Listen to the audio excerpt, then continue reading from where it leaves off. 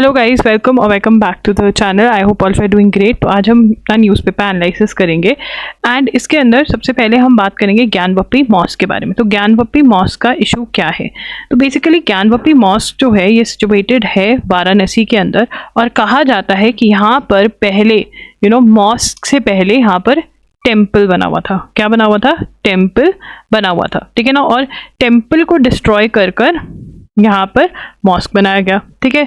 अब कुछ लोग आए और यहाँ पर प्रेयर्स भी होती थी। वो कहते हैं 1993 तक मॉस्क के अंदर जो हिंदू गॉड्स एंड गॉडेसेस हैं उनकी प्रेयर भी की जाती थी, ठीक है ना। तो अब कुछ लोग गए कोर्ट में और कहा कि हमें दोबारा से प्रेयर करनी अलाउ करी जाए, ठीक है, क्योंकि मॉस्क के अंदर हमारे हिंदू गॉड्स एंड गॉडेसेस हैं। तो यहाँ से सारा चीज़ें स्टार्ट हुई और अब यहाँ पर एक सर्वे हुआ था जिसमें पाया गया, तो मुस्लिम साइड है वो कह रही है कि ये एक फाउंटेन है, और जो हिंदू साइड है वो कह रही है कि वहाँ पर शिवलिंग पाया गया। क्या पाया गया है? शिवलिंग, ठीक है ना। तो ये जो है ये बात अब हो रही है। अब यहाँ पर एक साइंटिफिक सर्वे होगा। ये सारी स्टोरी थी, बैक स्टोरी थी। अब जो यहाँ पर साइंटिफिक सर्वे के बारे में है वो मैं आपको डिटेल में नोट्स लिखवा देती हूँ। तो सुप्रीम कोर्ट ने अलाउ कर दिया है, एक मिनट ये सारा रिमूव कर दूँ, ठीक है। तो यहाँ पर ज्ञानवपी मॉस्क, ठीक है। तो ज्ञानवपी मॉस्क का फर्स्ट पॉइंट क्या है, ठीक है ना? Supreme Court allows survey by archaeological survey of India, that is ASI, ठीक है ना, जिसके ऊपर स्टे लगा दिया था। और इलाहाबाद हाईकोर्ट ने कहा था आर्कियोलॉजिकल सर्वे जो है साइंटिफिक सर्वे आप करिए, ठीक है ना। तो इसके अंदर may have endorsed a surreptitious attempt to alter the character of the place of worship kept secret specially because it would not be improved of, ठीक है। अब यहाँ पर इसका मीनिंग नोट कर लीजिए, ठीक है। attempt to both the High Court and Varanasi District Court which ordered ASI survey had held earlier that the suit filed by some Hindu devotees to assert their right to worship some deities and images within the mosque precincts was not barred by Places of Worship Act, ठीक है। अब यहाँ पर already allowed by, ये लिखेंगे already allowed by Allahabad high court and district court, Allahabad high court and district court. अब यहाँ के अंदर जो आपका सेकेंड पॉइंट है वो है about places of worship act. Now what is places of worship act? Places of worship act क्या है? What is it? Places of worship act is an act, 1991 का ये एक्ट है आपका, ठीक है ना। और इसके अंदर कहा गया है, क्या कहा गया? which froze the status of all places of worship, ठीक है। जितनी भी प्लेसेस ऑफ वर्शिप हैं, ठीक है, एज ऑन 15 अगस्त 1947, ठीक है। अब वह कहा गया जो प्लेसेस ऑफ वर्शिप जैसी 15 अगस्त 1947 को होती वैसे ही रहेंगी। वहाँ पे अगर टेम्पल था टेम्पल रहेगा, मॉस्क था मॉस्क रहेगा, जो भी था वहाँ पे वो ही रहेगा, कुछ भी चेंजेस आप लेकर नहीं आ सकते। That is what places of worship act 1991 से। फ्रोजन प्लेसेस ऑफ वर्शिप मतलब जो जैसा है वो वैसा रहेगा, कोई चेंज नहीं लेकर आ सकते। बट उसके अंदर कह रहे हैं फिर ये कैसे चेंज हो सकता है ज्ञानवपी मॉस्क वाला? तो वो कह रहे हैं कि प्लेसेस ऑफ वर्शिप एक्ट जो है वो ज्ञानवपी मॉस्क पे नहीं applicable. One of the reason is कि जो लोग हैं वो कह रहे हैं कि हमें प्रेयर करने की परमिशन दी जाए। नंबर 2, 1993 तक वहाँ पे प्रेयर्स हो रही थी, ठीक है। तो 1947 में भी हो रही होंगी, ये भी हिंदू साइड कह रही है, राइट। तो हमें ये पता होना चाहिए कि आर्कियोलॉजिकल सर्वे ऑफ इंडिया जो है वहाँ पे साइंटिफिक सर्वे कंडक्ट करेगा और इन्फॉर्मेशन निकाल के लाएगा कि क्या वहाँ पे सच में टेम्पल था, क्या है क्या नहीं है। तो ये सब होगा। प्लेसेस ऑफ वर्शिप एक्ट 1991 में आया था, ये पता होना चाहिए। प्लेसेस ऑफ वर्शिप जो है वो कब फ्रीज, कौन सी डेट से फ्रीज करी है? 15 अगस्त 1947 में। अब ये आया 1991 में, बट उसने प्रीवियस डेट से, जब हम इंडिपेंडेंट हुए तब से उसने करा, ठीक है। अब यहाँ पे और पढ़ाना चाहती हूँ मैं। The courts have not dealt with the question why it is necessary to determine the date of pillars and walls and make a list of artefacts when the main prayer in the suit. अब यहाँ पर ज़्यादा detail में नहीं जाएंगे। वहाँ माँ श्रृंगार गौरी है, गणेश जी, हनुमान जी, ये सब की प्रेयर के लिए हिंदू लोग जो हैं वो कह रहे हैं कि हमें अलाउ करें, ठीक है। आपको इतना ही पता होना चाहिए जितना मैंने नोट्स बनाए, इससे ज़्यादा आपको नहीं पता होना चाहिए। ASI की full form archaeological survey of India की फुल फॉर्म पता होना चाहिए, ठीक है। उसके बाद यहाँ पर देखिए, क्योंकि रशिया और यूक्रेन की वॉर चल रही है और वो बंद ही नहीं हो रही है और बार बार रशिया बोलता रहता है कि मैं न्यूक्लियर अटैक कर दूंगा, तो हिरोशिमा जो है वो बार बार न्यूज़ में आता है। तो हिरोशिमा वहाँ पर जो जापान में है वहाँ पर न्यूक्लियर अटैक हुआ था, ठीक है। न्यूक्लियर अटैक कब हुआ था? न्यूक्लियर अटैक ऑन 6 अगस्त 1947, ठीक है ना। अब ये इंपॉर्टेंट क्यों है? इससे बहुत सारी चीज़ें हैं। एक तो रशिया यूक्रेन की वॉर चल रही है, एक G7 जो है इस बार हिरोशिमा जापान में हुई है, तो बार बार इसकी बात करी जा रही है कि लोगों में अभी भी इफेक्ट्स दिख रहे हैं। जो न्यूक्लियर अटैक है वो ऐसा हल्के में मत लीजिए, बहुत ज़्यादा इफेक्ट करता है। देखिए यहाँ पे लिखा हुआ है radiations are felt for generations, ठीक है।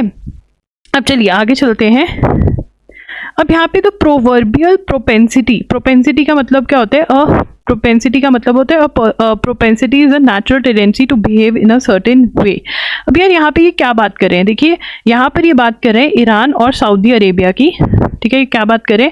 ईरान एंड, एक मिनट मैं सीधा ही लिख लूँ, ठीक है, पढ़ा देती हूँ मैं पहले आपको।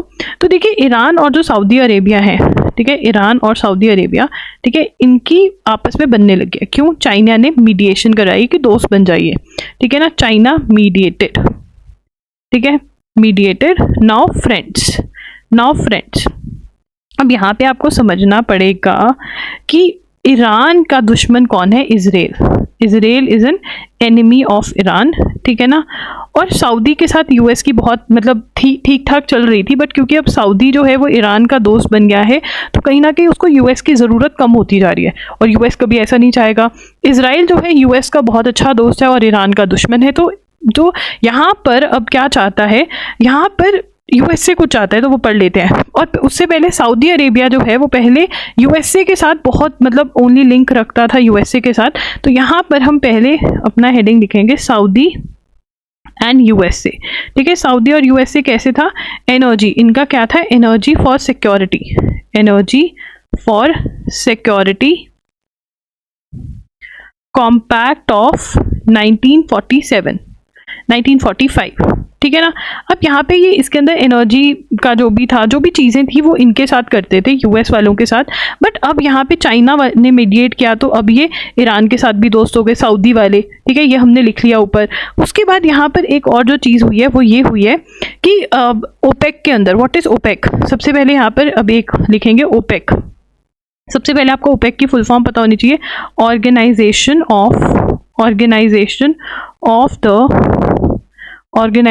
Of the petroleum exporting countries plus.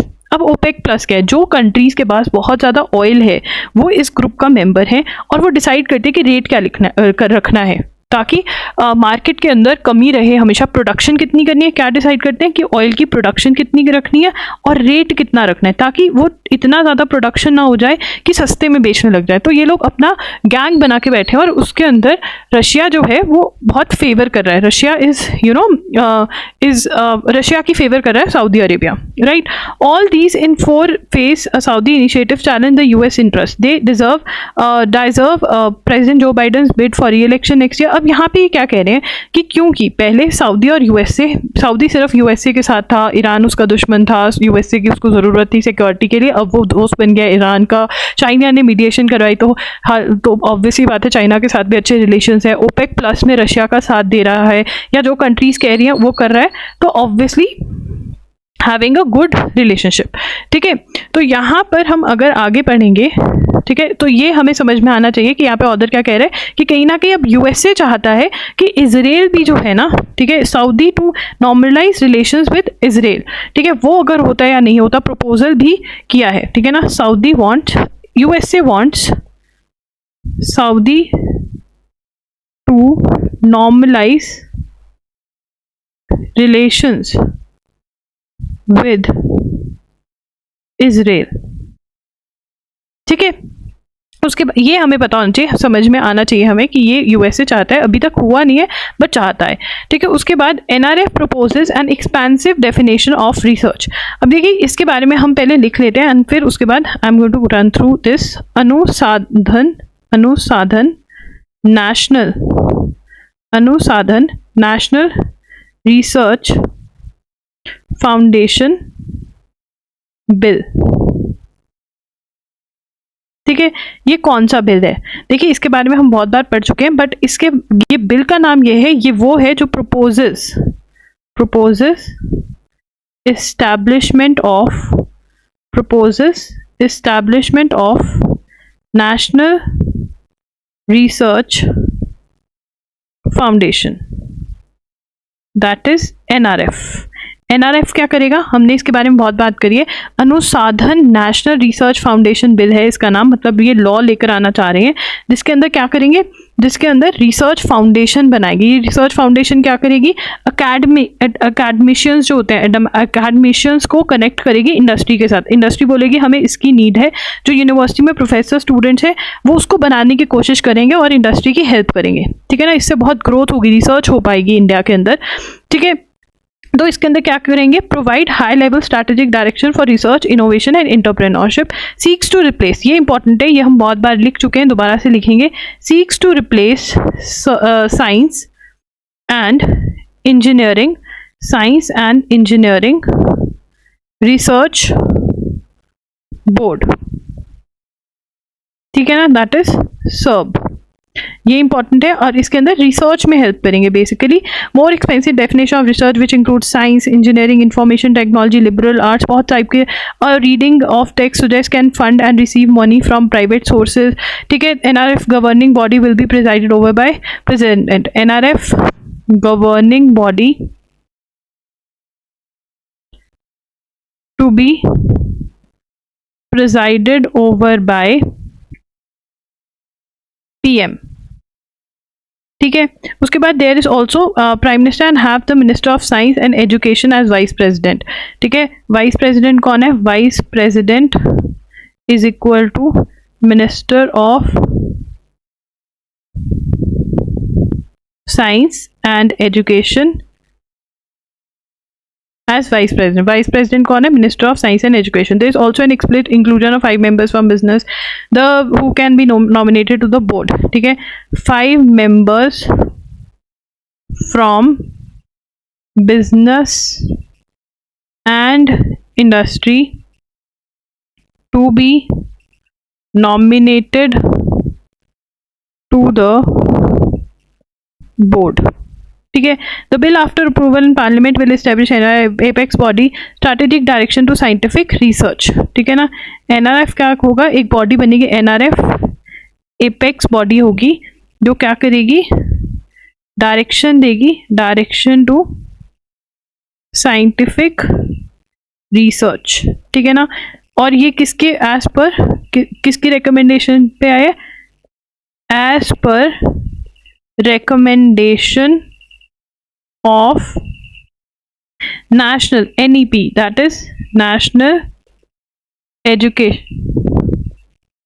education policy. ठीक है ना, ये NRF किस में बोला गया? कि NRF बोला गया नेशनल एजुकेशन पॉलिसी में, जो नई तरह की एजुकेशन आ रही है उसके अंदर नेशनल रिसर्च फाउंडेशन क्या करेगा? रिसर्च को बढ़ावा देगा। उसका हेड कौन होगा? प्रिजाइड कौन करेगा? PM। वाइस प्रेसिडेंट को होगा minister of science and education.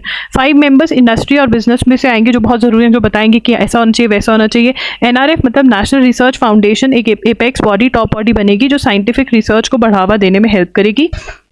Sorry for the verb. ठीक है, estimated cost ₹50,000 crore over 5 years, ये भी लिख लीजिए। Estimated cost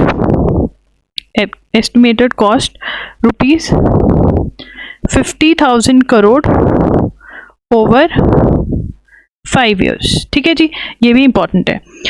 ISO bill paves way for more integration of 3 services. देखिए हमारी 3 सर्विसेज कौन सी हैं? Army, navy, air force. ठीक है ना, अब वो कह रहे हैं कि ज़माना बदल गया, पहले ये अलग अलग थी, अब इनको इंटीग्रेट करके ग्रुप बनना चाहिए। ठीक है ना, क्योंकि अटैक जैसा भी हो, ठीक है ना, हमें किसी भी फोर्स की ज़रूरत हो सकती है, तो इन सबको इंटीग्रेट एक साथ होनी चाहिए। मतलब फोर्सेज ऐसे बने जिसमें सारे के सारे हों एक ग्रुप में, आर्मी वाले भी हो, नेवी भी हो, एयरफोर्स हो, ऐसी सर्विसेज होनी चाहिए। As momentum gains for the propose reorganisation of Indian military into integrated theatre commands. ठीक है ना, ठीक है, demand.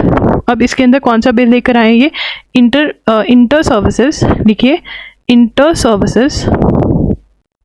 Services organisation command control and discipline bill 2023। इसका मेन एम क्या है, ठीक है, एम क्या है इसका इन लोकसभा, ठीक है ना, पास्ड इन लोकसभा में पास हो गया है, ठीक है। एम क्या है, इंटीग्रेशन, कि वो तीनों को एक साथ लाकर ग्रुप्स बनाए जाए उनके अलग अलग, ठीक है ना। प्रपोज्ड लिखेंगे, proposed reorganisation of Indian military into integrated theatre commands, ठीक है ना। कमांड्स होगी इंटीग्रेटेड, मतलब उसमें तीनों टाइप के आर्मी, मिलिट्री और नेवी होगी, ठीक है। तीनों टाइप के जो हमारी सर्विसेज हैं वो होगी, ठीक है। It seeks to empower commander in chief and commander in, किसको एम्पावर करने का सोच रहे हैं ये, कमांडर इन चीफ को और officer in command of integrated services organisation, ठीक है ना। सीक्स टू, ये लिखेंगे सीक्स टू एम्पावर, यहाँ से क्वेश्चन पक्का बनेगा, स्टार लगा लो। Seeks to empower commander in chief, seeks to empower commander in chief and officer in command of ISOs, ठीक है, इंटर सर्विसेज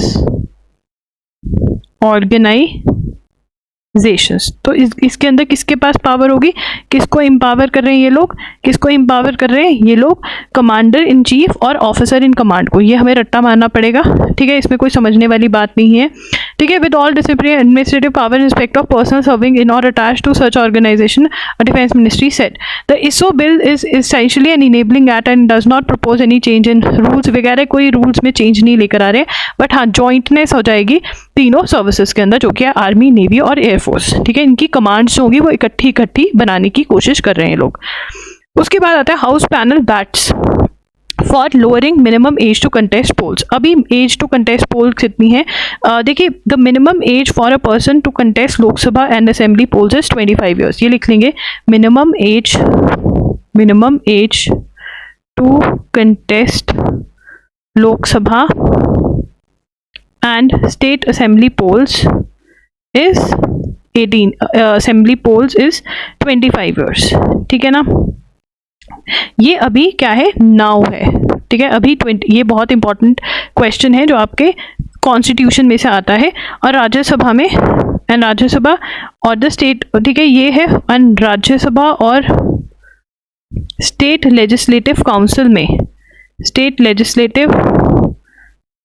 में 30 ईयर्स है मिनिमम एज। ये क्वेश्चन बहुत इंपॉर्टेंट है। लेजिस्लेटिव काउंसिल जो राज्यसभा होती है स्टेट के अंदर, वो हर स्टेट पे नहीं है, कुछ स्टेट्स के अंदर ही ये है, ठीक है। अब ये क्या कह रहे हैं यहाँ पर, कुछ लोग कह रहे हैं 18 ईयर्स, ठीक है ना, change to 18 years, minimum age जो है 18 ईयर्स करने को कह रहे हैं, ठीक है। ये क्या है, सुजेशन है, सुजेशन, ठीक है। तो इसको पढ़ लेते हैं, ये नोट कर लीजिए, मैं इसको छोटा कर देती हूँ।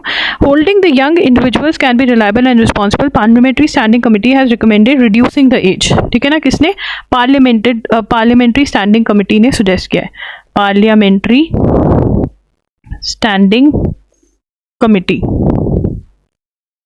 ठीक है, इसने सुजेस्ट किया है कि एज जो है आप उसकी कितनी कर दो, 25 से 18 ईयर्स कर दो लोकसभा के अंदर, ठीक है, for contesting Lok Sabha and assembly elections, ठीक है ना। जितनी मिनिमम वोटिंग एज है उतनी कर दो। अभी इलेक्शन कमीशन कहता है यार इतने बच्चे बड़े नहीं होते तो आप मत करिए, बट कर रहे हैं, ठीक है।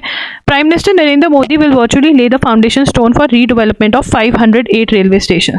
PM to lay foundation stone for redevelopment of 500 railway stations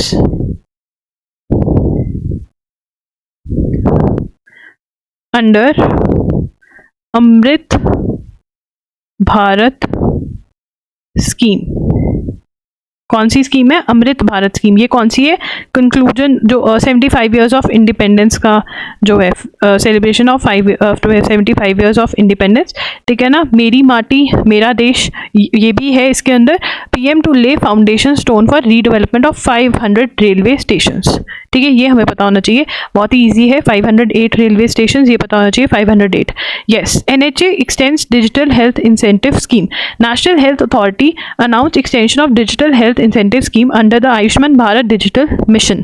Under DHIS, the eligible health facility and digital solution companies shall be able to earn financial incentives of up to rupees 4 crore based on number of digital health records created and linked to Ayushman Bharat health account numbers of patient. This incentive can be availed by health facilities digital solution companies. तो इसके अंदर क्या है कि जितने भी records digital health records create करके Ayushman Bharat health account number से लिंक करेगी कंपनीज, ठीक है, उनको इंसेंटिव्स मिलेंगे गवर्नमेंट के थ्रू, और इसको एक्सटेंड कर दिया गया। तो यहाँ पर सबसे पहले हम देखेंगे national health authority, that is NHA, extended digital health incentives scheme, that is DHIS. ये किसके अंदर आती है? Under Ayushman Bharat digital mission, ठीक है ना। इसमें क्या करना है? ABDM companies can earn financial incentives on basis of number of digital health records created and linked to ABHA, that is Ayushman Bharat health account, ठीक है ना। तो जो डाटा है लोगों का, हेल्थ का जो डाटा है, हेल्थ रिकॉर्ड जो है वो अकाउंट से लिंक करे जाएंगे कि तो उसमें गवर्नमेंट इंसेंटिव देगी, ठीक है। उसके बाद while the All India Tiger Estimation 2022 published in July has indicated that Western Assam's Manas National Park and Tiger Reserve is moving from a low to high tiger density area, the bad news for the national park, which is UNESCO World Heritage Site along with the more popular Kaziranga National Park and Tiger Reserve, is that it is almost 63% shortage of staff चल रही है वहाँ पर। तो यहाँ पर हमें पता चलता है कि असम के अंदर कौन कौन से रिजर्व्स हैं, ठीक है। मानस नेशनल पार्क है, ठीक है। उसके बाद है असम में, फिर है and tiger reserve is moving from Assam Manas national park and tiger reserve, national park and tiger reserve है, ठीक है ना। और उधर से काजीरंगा नेशनल पार्क और टाइगर रिजर्व है, ठीक है। ये कहाँ पर है? Kaziranga national park and tiger reserve, ठीक है ना। तो ये कहाँ पर है? ये असम में है, ठीक है। तो यहाँ पर क्या है? शॉर्टेज ऑफ स्टाफ है, तो यहाँ पे हम लिख सकते हैं why news shortage of staff, why news shortage of staff, ठीक है। अब यहाँ पे जो कालबेलिया डांस है, कबीलिया डांस, ठीक है ना, कलबीलिया डांस, ये किसका है? राजस्थान का है। देखिए, ये बहुत ही कॉमन क्वेश्चन है, कौन सी स्टेट का कौन सा डांस है, ठीक है, राजस्थान का है। SC stays Rahul's conviction for Modi surname remark. The Supreme Court on Friday stayed the conviction of Congress leader Rahul Gandhi in a criminal defamation case for his Modi surname remark. ठीक है, Supreme Court stayed conviction. Supreme Court stayed conviction for Modi surname remark, ठीक है ना। 2 years की सज़ा दी थी। क्यों? क्योंकि मोदी बोल दिया था कि हर मोदी जो होता है वो चोर होता है, कुछ ऐसा सा, ठीक है। 2019 कर्नाटका के अंदर बोला था। गुजरात के कोर्ट ने 2 years की सज़ा दे दी थी। गुजरात में 2 years की सज़ा मिल गई थी। कन्विक्शन पे स्टे, कन्विक्शन का मतलब प्रूवन गिल्टी, कन्विक्शन पे स्टे मिल गया क्योंकि प्रूवन गिल्टी, उस पर स्टे लगा दिया। तो क्या हो जाएगा, सबसे पहले he was disqualified from Lok Sabha. अब ये डिस्क्वालीफाइड फ्रॉम लोकसभा इसी चीज़ के ऊपर बेस्ड के ऊपर फ्रॉम लोकसभा। अब देखते हैं कि वापस से ये लोकसभा आते हैं, क्या होता है क्या नहीं होता, ठीक है ना। तो यहाँ पे हमें ये पता होना चाहिए कि सुप्रीम कोर्ट ने कन्विक्शन पे स्टे लगा दिया कि जब तक फाइनल ऑर्डर नहीं आता है, जहाँ पे इन्होंने अपील फाइल करी है, डिसीजन चैलेंज किया है जिस कोर्ट ने, ठीक है, एक कोर्ट ने 2 years की सज़ा दे दी, ठीक है, इन्होंने ये डिसीजन चैलेंज कर दिया। चैलेंजिंग ऑफ डिसीजन को क्या कहते हैं, अपील कहते हैं। अपील फाइल कर दी, अपील पेंडिंग है, जब तक अपील डिसाइड नहीं होती तब तक ये जेल नहीं जा सकते, ठीक है। और क्योंकि कन्विक्शन पे स्टे लग गया तो ना तो अब ये जेल जाएंगे और ना ही, ठीक है ना, एक तो ये जेल नहीं जाएंगे और इनका शायद ये लोकसभा भी वापस से इनको दे कैन ज्वाइन द लोकसभा। ऐसी upheld ASI study at Gyanvapi mosque, ये हम पढ़ चुके हैं ऑलरेडी, इसका पढ़ लिया है। नू के अंदर जहाँ जो लोग कम्युनल वायलेंस में इंक्लूडेड थे हरियाणा के अंदर, ठीक है, उनके घरों पे बुलडोजर चला दिया गया है। यूपी वाला फॉर्मूला, इसमें हमें नोट कुछ भी नहीं करना है। अगेन GST काउंसिल ने 28% किस पे लगाया, ऑनलाइन गेमिंग पे लगाया है, फेस वैल्यू पे लगाया है। लोग इसको क्रिटिसाइज कर रहे हैं कि ऑनलाइन गेमिंग एक फील्ड है, आप इसको बंद करवाने की कोशिश कर रहे हैं, ठीक है। अगर 28% वाला नहीं पता तो आप नोट कर सकते हैं इसको। 2 ही न्यूज़ रह गए, जल्दी से कर लेते हैं। Bihar government schools are at risk of being replaced by tuition centres, ठीक है। तो यहाँ पर एक स्टडी हुई है, किसने ये स्टडी करी है, the curious case of government schools in Bihar was conducted by Jan Jagran Shakti Sangathan, ठीक है। पहले हम लिखेंगे Bihar government schools are at risk of being replaced by tuition centers, ठीक है ना। ये किसने बोला है, जन जागरण शक्ति संगठन ने, ठीक है। बस इतना बताए, कहाँ पर बोला है, किसने बोला है, यही हमें जानना है। ट्यूशन सेंटर रिप्लेस करने क्योंकि स्कूल की एजुकेशन बहुत बेकार है। Pakistan passes bill to meet FATF demands, ये इंपॉर्टेंट है। Pakistan Senate on Friday gave its nod to the bill to establish a new authority. Pakistan to establish a new authority to